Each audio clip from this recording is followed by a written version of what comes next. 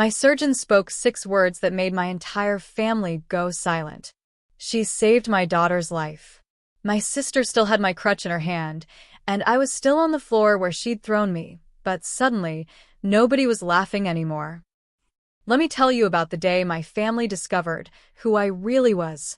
The day they learned that the leech they'd mocked for 3 years was someone worth more than all of them combined. But first, you need to understand how I ended up on that floor. My name is Vivian Cross, and I was born into a family that measured worth in dollars. My father, Gerald Cross, built a small real estate empire in Phoenix, Arizona. Nothing massive, maybe 20 million in total assets, but enough to make him feel like a king in our upper-middle-class neighborhood. He owned rental properties, a few commercial buildings, and the perpetual belief that money was the only metric that mattered. My mother, Patricia, had been a beauty queen in her youth and never quite got over it. She raised my sister and me to understand that appearances were everything. How you looked, what you wore, who you knew, what you achieved. Failure was not just disappointing, it was shameful. My older sister, Monica, absorbed these lessons perfectly. She was beautiful, ambitious, and utterly ruthless. She graduated top of her class, married a wealthy investment banker named Gregory, and produced 2 photogenic children who appeared in our family's Christmas cards like props in a lifestyle advertisement. Monica was the success story, the golden child, the one our parents pointed to with pride at every gathering. And then there was me. I was the quiet one, the awkward one, the daughter who preferred reading to parties, who studied nursing instead of business, who worked at a children's hospital instead of climbing corporate ladders. Vivian has a good heart, my mother would say, in the same tone someone might use to describe a charity case. She just doesn't have Monica's drive. For years, I accepted this narrative. I wasn't as pretty as Monica. I wasn't as successful.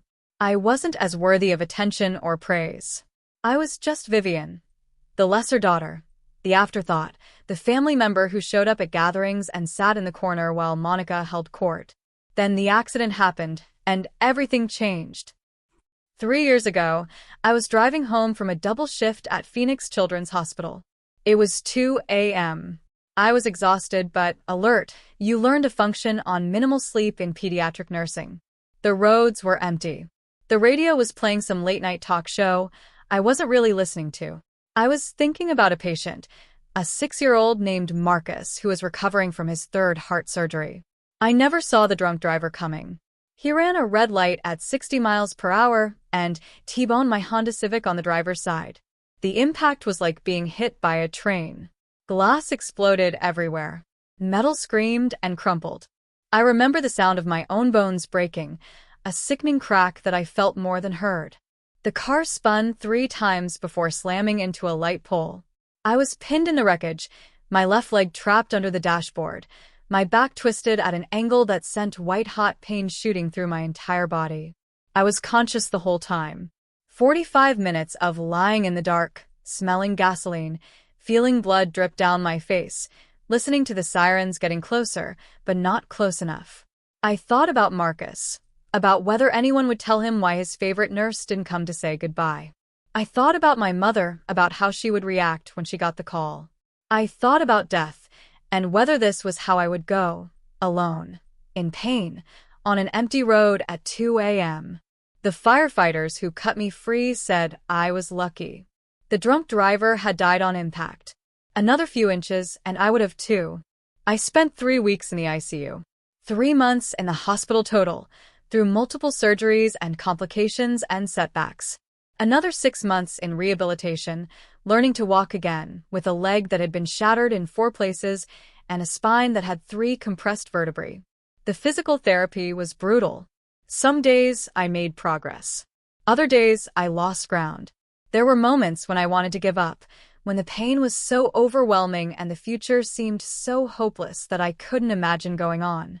But I kept thinking about Marcus, about all the children I'd cared for over the years, about how they faced things far worse than this, surgeries and treatments and uncertain futures, and they kept fighting.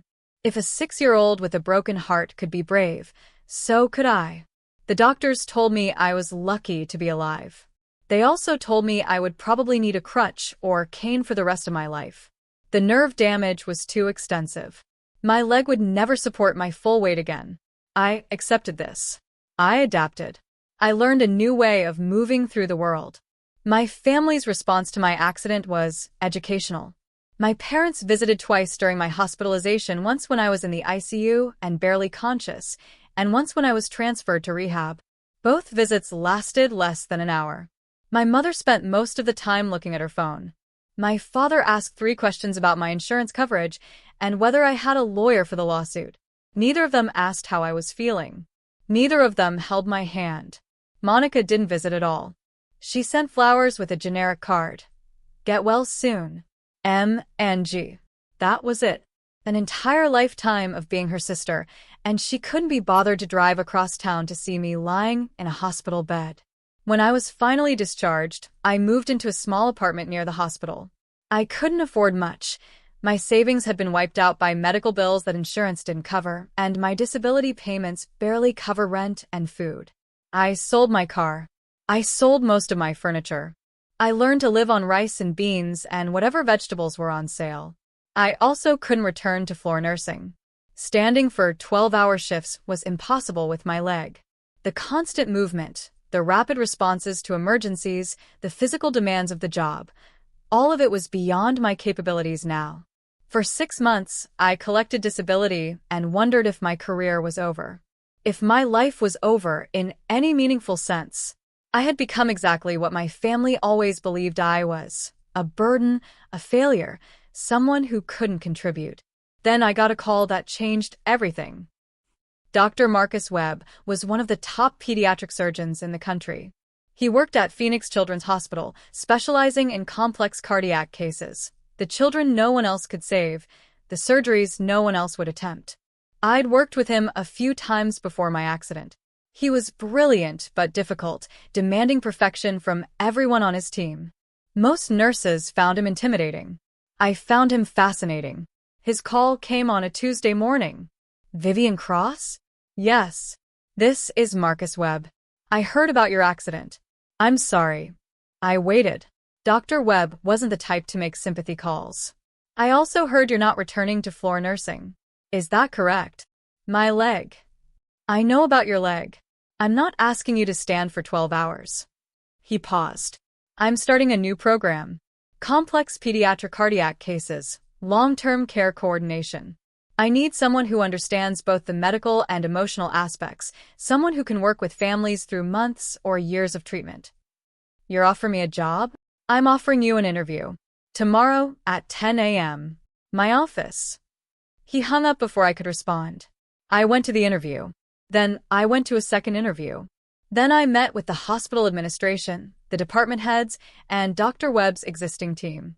3 weeks later, I started my new position as lead care coordinator for the Webb Cardiac Program. The job was nothing like floor nursing.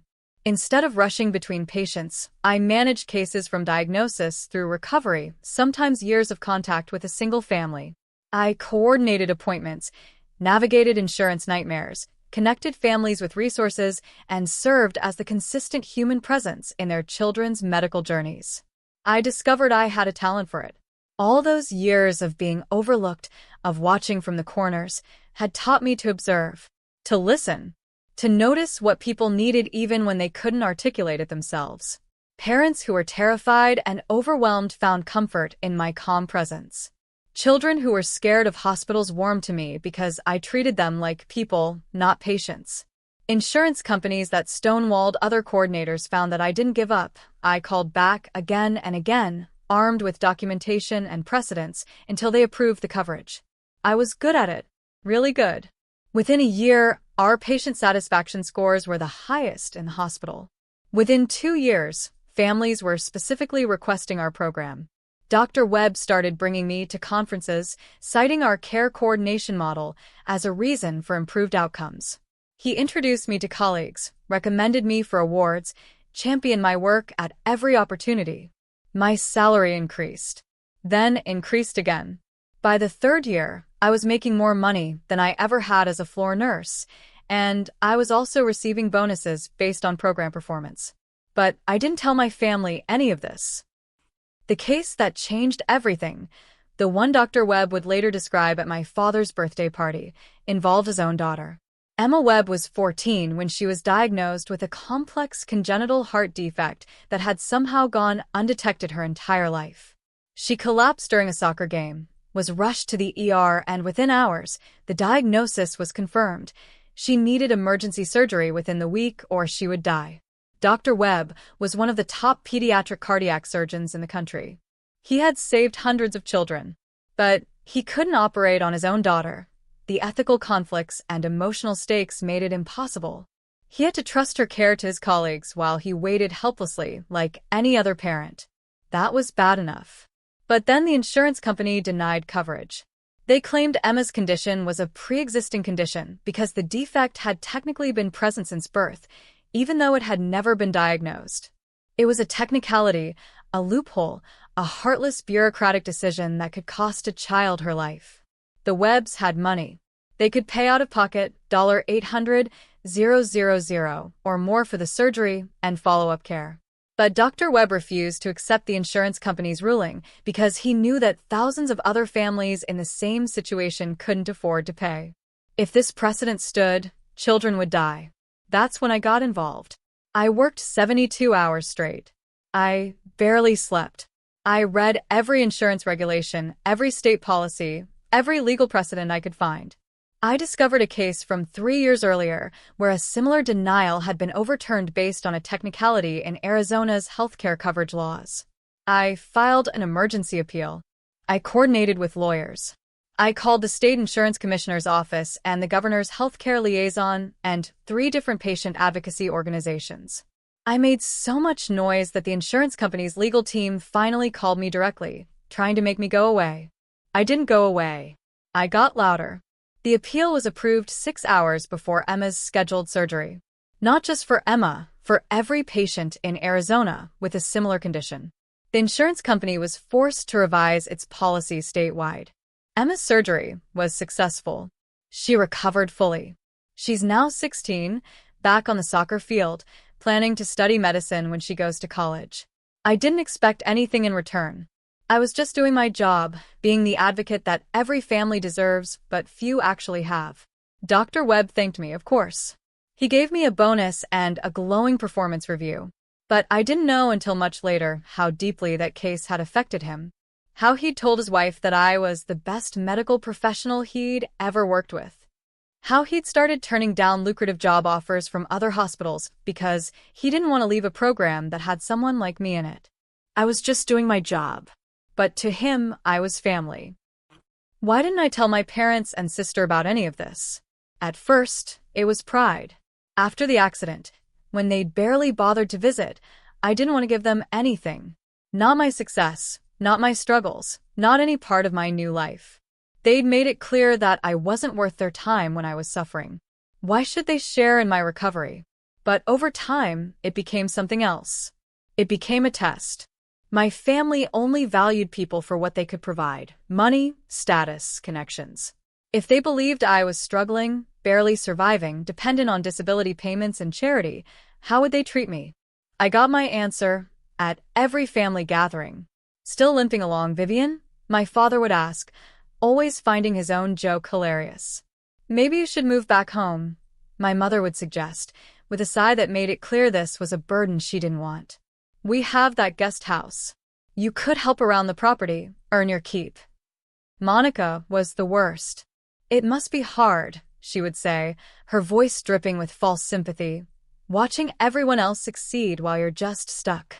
But not everyone is meant for great things, Vivian. Someone has to be average. I smiled. I nodded. I sat in my corner and watched my family reveal exactly who they were. And I waited. The birthday party was my father's 65th. My mother had been planning it for months, a massive celebration at their house, with catering, a live band, and over 100 guests. Everyone who was anyone in their social circle was invited. Business associates, country club members, neighbors with similar net worths. It was meant to be a showcase of the Cross family's success and prosperity. I almost didn't go. 3 years of being mocked and dismissed had worn me down. Every family gathering was an exercise in endurance, smiling through the insults, pretending not to notice the whispered comments, watching my parents fawn over Monica while barely acknowledging my existence.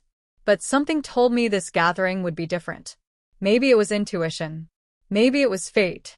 Or maybe it was the fact that Dr. Webb had mentioned, casually over lunch, that he and his wife had been invited to some party in Scottsdale that weekend, and when he described the hosts, I realized he was talking about my parents. My father had done some real estate work for the hospital foundation years ago. He'd stayed on the donor list, attending galas and events, networking with doctors and administrators. He would have invited Dr. Webb to maintain the connection. Dr. Webb had no idea I was Gerald Cross's daughter. I'd never mentioned my family, and Cross is a common enough name. We kept our conversations professional, about patients, about programs, about healthcare policy. Personal lives rarely came up. But he was about to find out. I arrived at the party at 7 p.m., wearing a simple navy dress and using my crutch. The crutch was custom-made, lightweight carbon fiber, designed for my specific needs, but it was still a crutch. Still a visible sign of disability. Still something my family found embarrassing. The house was transformed. White tents covered the backyard. Fairy lights twinkled in the trees. A string quartet played classical music near the pool. Servers in black and white circulated with champagne flutes and elegant appetizers. My mother greeted me at the door with a tight smile and a quick once-over that made her disapproval clear. "Vivian, you came." "Happy birthday to Dad," I said. "Where should I put his gift?" She glanced at the small wrapped package in my hand, a first edition of his favorite book, which I'd spent months tracking down and a considerable sum acquiring, and sighed as if I'd handed her a piece of garbage. "Just put it on the table with the others. And try to stay out of the way tonight. Monica's brought some important clients of Gregory's. We don't want them distracted by the sight of a disabled woman." "Of course, Mother." I found a seat in the corner of the living room, near the bar but away from the main traffic. I accepted a glass of wine from a passing server and settled in to watch the performance. The house was filled with people I half recognized from childhood, neighbors, my parents' golf buddies, women from my mother's book club. Most of them avoided eye contact with me. A few offered awkward waves or nods before moving quickly on to more interesting conversations. I was invisible. As always. Monica arrived an hour later, making an entrance worthy of a Hollywood premiere. Her husband Gregory followed with their children, all four of them dressed in coordinating outfits that probably cost more than my monthly rent. She swept through the room like a queen, accepting air kisses and compliments, her designer dress catching the light just so. She spotted me within minutes. "Vivian," she swept over, her heels clicking on the marble floor. "I didn't think you'd make it. Isn't it exhausting getting around with that thing?" She gestured at my crutch like it was something distasteful, a stain on the otherwise perfect aesthetic of the party. "I manage," I said. "You're so brave." Her smile didn't reach her eyes. "I was just telling Gregory's clients about our family's charitable work. Supporting those less fortunate. I suppose having you here is a good reminder of why that work matters." She laughed, a practiced, tinkling sound, and moved on before I could respond. I sat there, gripping my wine glass, reminding myself that losing my temper would accomplish nothing. Monica wanted a reaction. She wanted me to cry or fight back, so she could play the victim, so she could tell everyone about her unstable sister who caused a scene. I wouldn't give her the satisfaction. The incident happened around 9 p.m. By then, the party was in full swing. The live band was playing. Guests were mingling, drinking, admiring my parents' house and art collection. My father had given a speech thanking everyone for coming and hinting strongly at the legacy he was building for future generations, meaning Monica's children, not me. I had moved from my corner to the buffet table, trying to get something to eat. My leg was aching from sitting too long, and standing wasn't much better, but I needed food to absorb the wine I'd been drinking. That's when Monica cornered me. She wasn't alone. She had an audience, her husband Gregory, 3 of his colleagues from the investment firm, and several of my parents' friends. Maybe 15 people in total gathered near the buffet. "Vivian, I've been meaning to ask, Monica said loudly, making sure everyone could hear. How are you paying your rent these days? Still on disability. I froze with a plate in one hand and my crutch in the other. I'm working, I said quietly. Working? Monica raised her eyebrows in exaggerated surprise. Doing what? You can barely walk. I have a position at the hospital. Administrative. Administrative. She said it like a dirty word. So filing papers, making copies, getting coffee for the real professionals. A few people chuckled. I felt my face burning. It's care coordination, I said. For the cardiac program. Sure it is.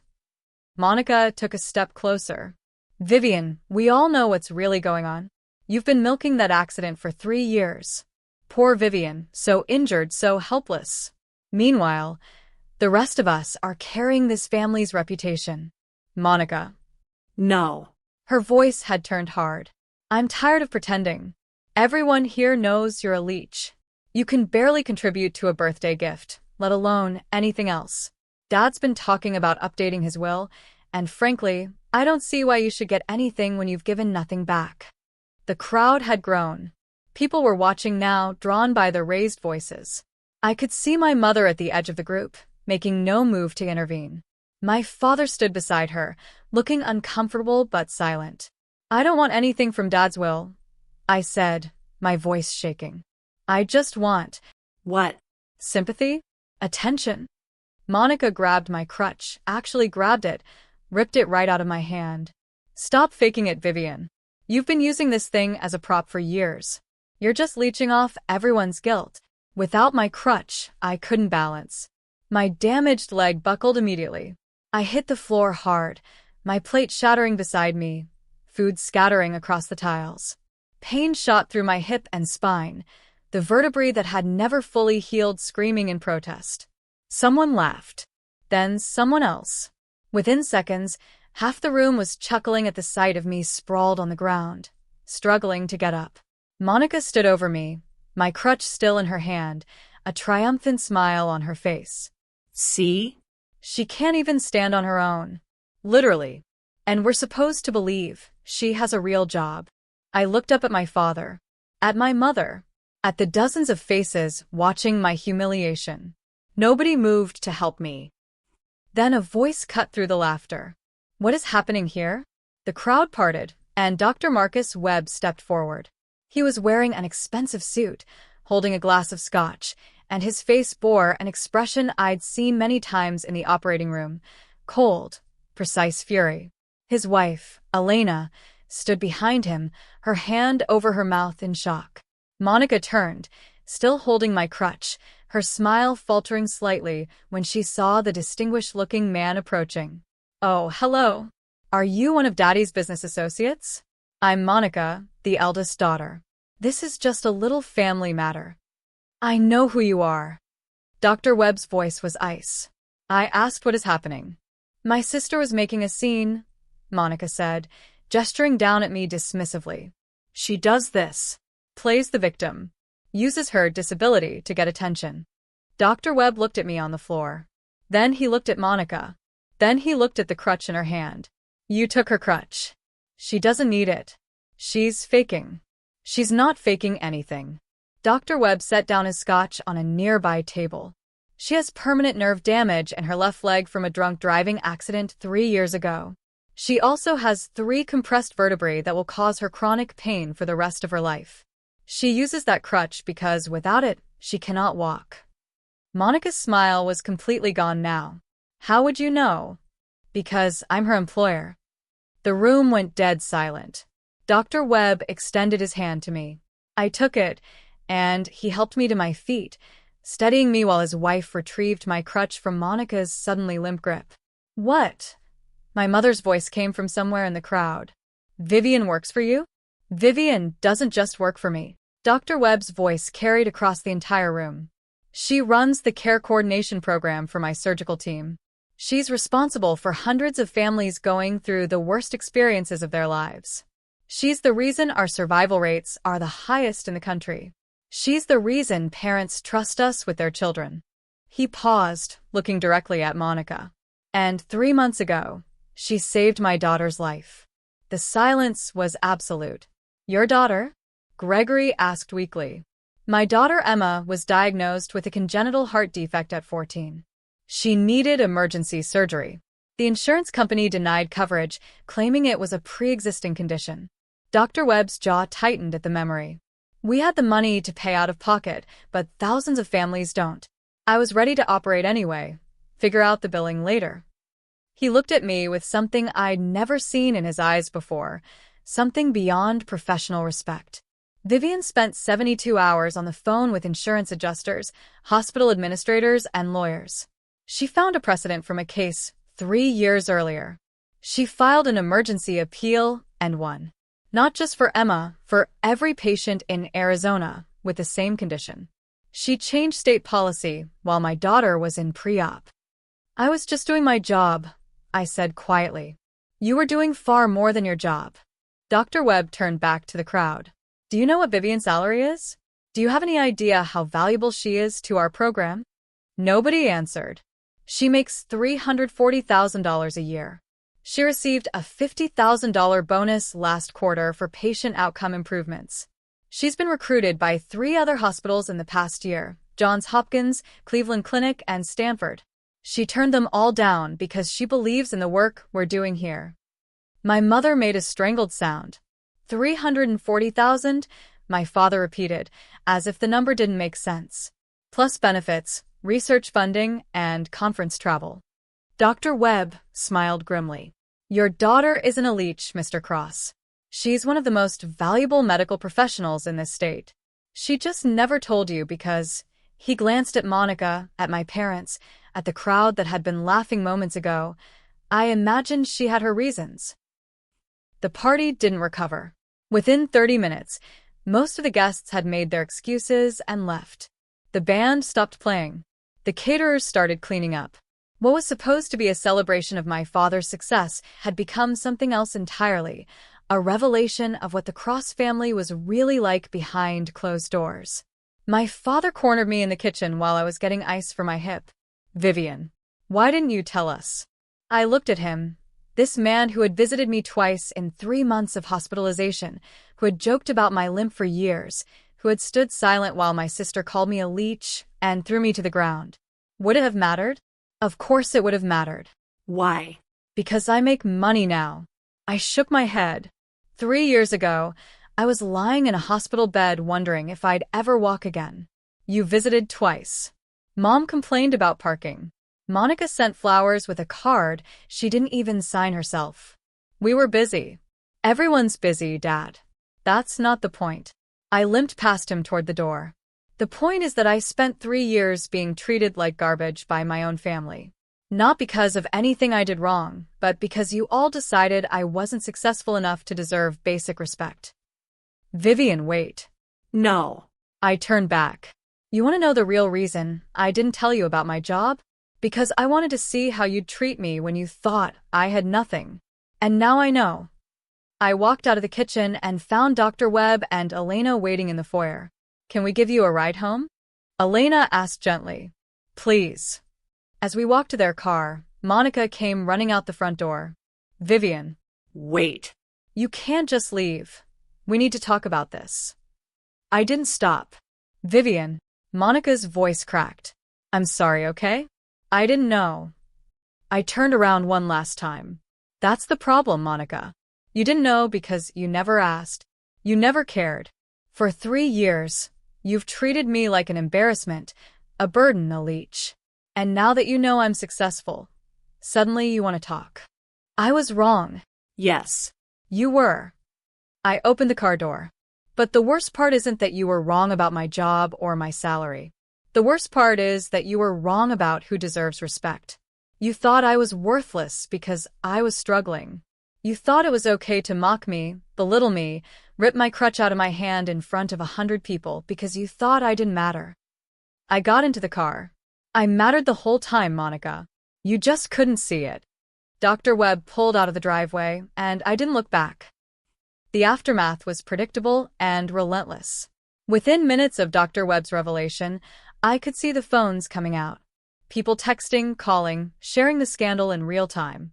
By the time I left the party, the story was probably already making the rounds of my parents' entire social circle. My phone exploded with calls and texts from family members who suddenly wanted to reconnect.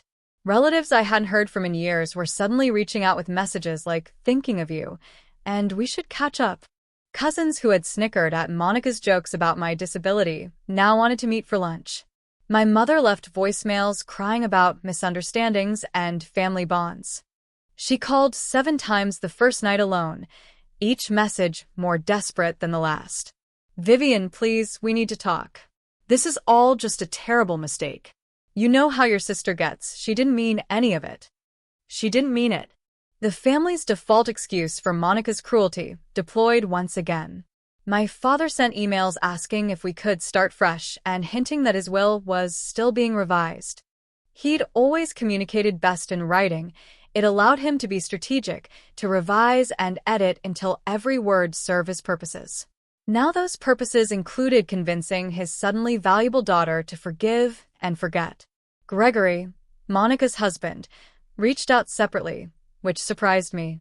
He apologized for not intervening at the party, said he'd been too shocked to react.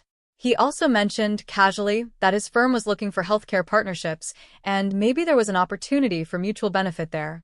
Even in apology, they couldn't help calculating the angles. Monica sent a long letter, handwritten, expensive stationery, clearly labored over for hours. She apologized for her behavior and explained that she'd been under a lot of stress and didn't mean any of it. She mentioned her struggles with perfectionism, with anxiety, with the constant pressure to maintain her image. She wrote about how difficult it was to be the successful one, to have everyone's expectations weighing on her shoulders. Somehow, even her apology was about her. Near the end of the letter, she mentioned that Gregory's firm was looking for hospital partnerships, and maybe I could put in a good word. There it was, the real reason for reaching out. I didn't respond to any of it. For weeks, I struggled with what to do. Part of me wanted to cut them off entirely, to excise the toxicity from my life, and never look back.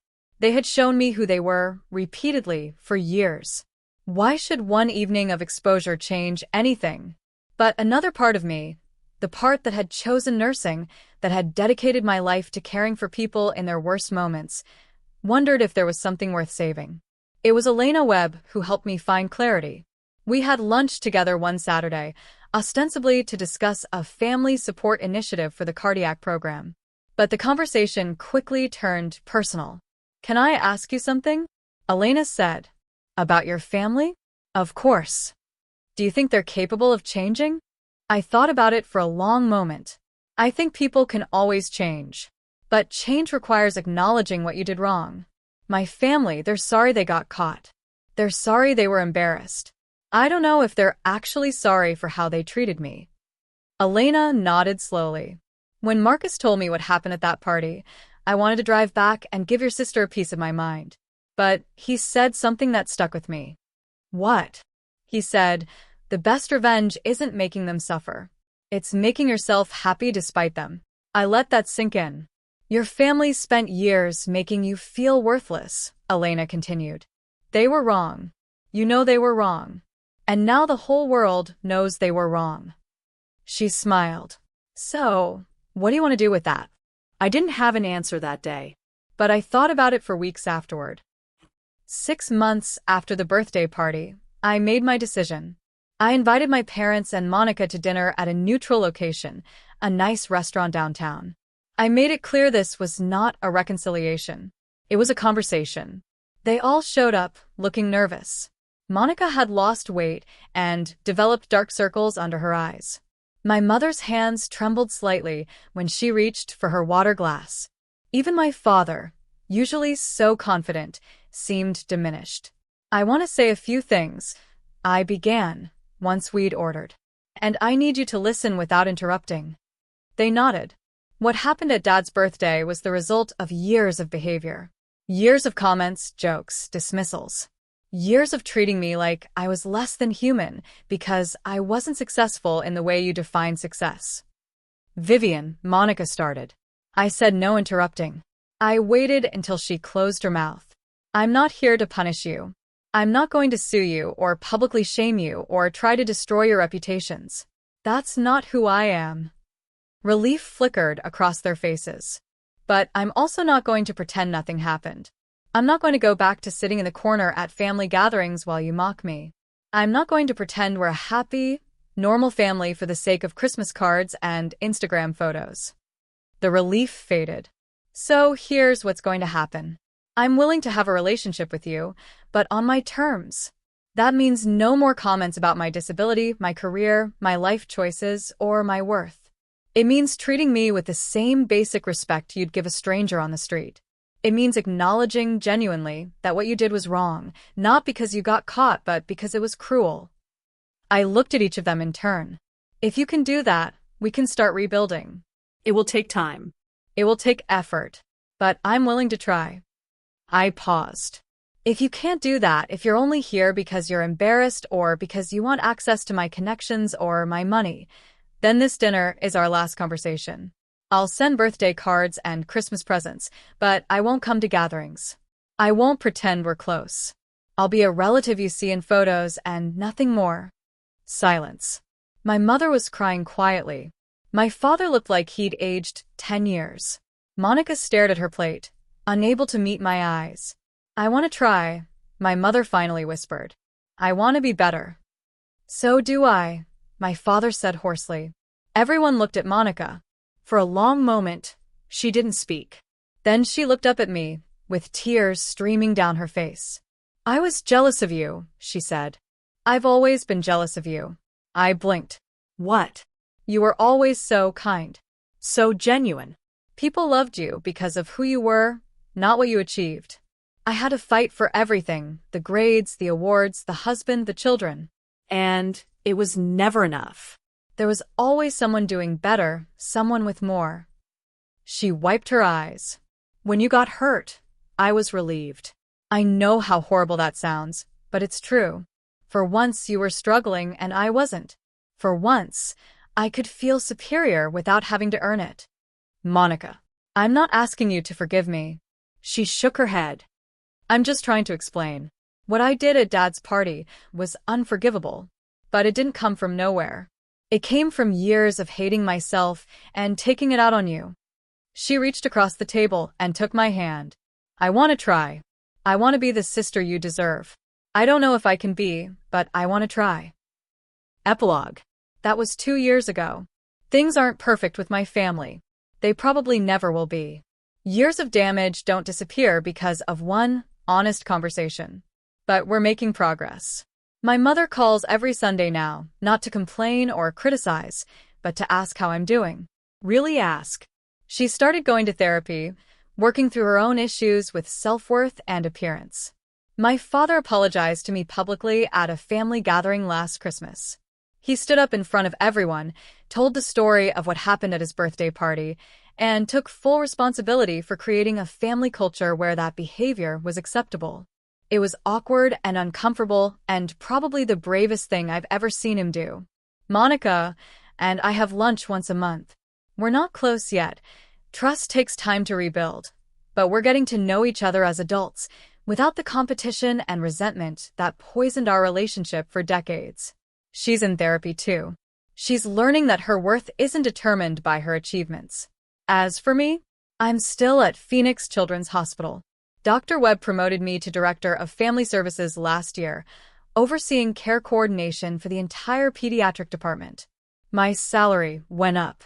My responsibilities went up. My sense of purpose went up. I still use my crutch every day. My leg will never fully heal. Some mornings, the pain is so bad, I can barely get out of bed. But I've learned something important. Disability doesn't define worth. Struggle doesn't define worth. The only thing that defines your worth is how you treat other people, especially people who can't give you anything in return. My family forgot that for a long time, but they're remembering now. Last month, I was at a conference in Boston presenting our care coordination model to hospital administrators from around the country.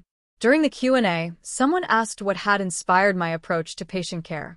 I thought about my mother's hands trembling as she reached for her water glass, about my sister's tears as she admitted her jealousy, About the look on Dr. Webb's face when he told a room full of strangers that I had saved his daughter's life.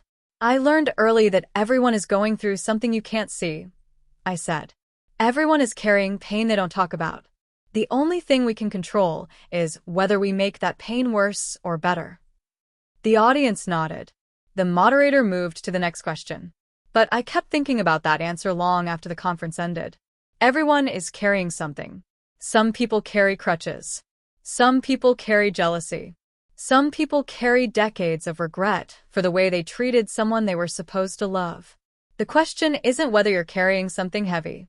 The question is whether you let it make you cruel or kind. I choose kindness. Every single day, despite everything, I choose kindness. Because that's who I am. And no one, not my sister, not my parents, not anyone, can take that away from me.